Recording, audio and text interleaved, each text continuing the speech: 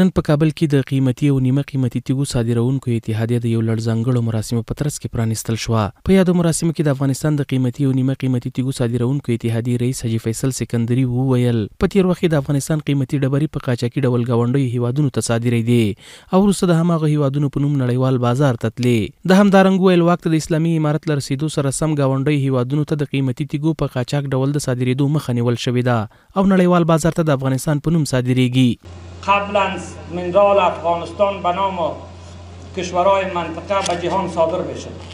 اتحادیه با سعی تلاشی که داشت توانست که منرال افغانستان به نام خود افغانستان به کشورهای بیرونی معرفی نمود. په مراسمو کې د افغانستان د سوداګرۍ او پانګونې خونې مرستیال یونس مومند وویل اوس مهال افغانستان امن دی او تر بل هر وخت پانګونې ته ښه زمینه برابره ده. د همداراز له ټولو پانګوالو وغوښتل چې اسلامي امارت د خپلو پانګوالو ستونزو د پر وخت د رسیدو ترڅنګ د پانګونې لپاره ښه زمینه ورته برابره کړې ده. په ټول افغانستان کې سراسر امنیت دی، لہذا د افغانستان پر ټولو سوداګرو مژغ دی چې په افغانستان کې خپل سرمایه گذارۍ ته ادامه ورکړي. لوی پروژې لکه د سالنګ پروژه، د کوچجپې د کانال پروژه، د لوی سړکانو پروژې د لاس لاندې دي. د افغانستان د ملي سوداګرو په همت باندې او د افغانستان د اسلامي امارت په خاصه توجه باندې دا پروژې پر مخ روانې دي. همدارنګه یونس مومند زیاته کړه د افغانستان اسلامي امارت له ټولو هیوادونو سره ښې اقتصادي اړیکې لري. په وینا یې نظر تېر ته په تېرو 2 کلونو کې د افغانستان په صادراتو کې 3 برابره زیاتوالی راغلی دی.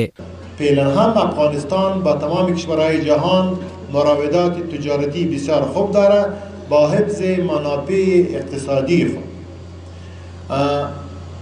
صادرات ما تقریبا در حدود 2 سال گذشته تقریبا 300% افزایش داره. د افغانستان د علومو اکاډمۍ مرستیال شیخ امیرجان ثاقب وویل په افغانستان کې ګڼې طبیعي زیرمې شتون لري چې اوس مهال له دغو زیرمو څخه سالم استخراج کیږي.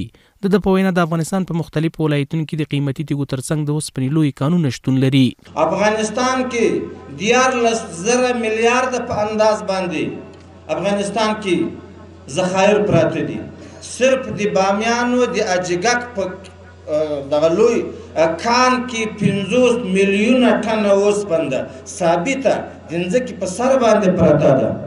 د افغانستان د کټواز د حوزې تیر د پکتیکا سکله په کار باندې ولویږي چې د پکتیکا له مرکز شرنې نه نیولي د زابل د سرخگان غرس تر څو ختمیږي تر هغه ځای پورې دا تقریبا د افغانستان نه بلکې د سیمې د تیلو مرکز ده. دا په داسې حال کې ده چې د افغانستان د کانونو او پټرولیم وزارت ویان همین افغان څو ورځې وړاندې له هوریت نیوز سره په خبرو کې ویلي افغانستان له رسوبي مالګې پرته یوازې په تخار ولایت کې 300 میلیونه ټنه مدني مالګه شتون لري چې د راتلونکو 10 کلونو لپاره د افغانستان بسنه کوي. محمد عمران سرکوټوال، هوریت نیوز، کابل.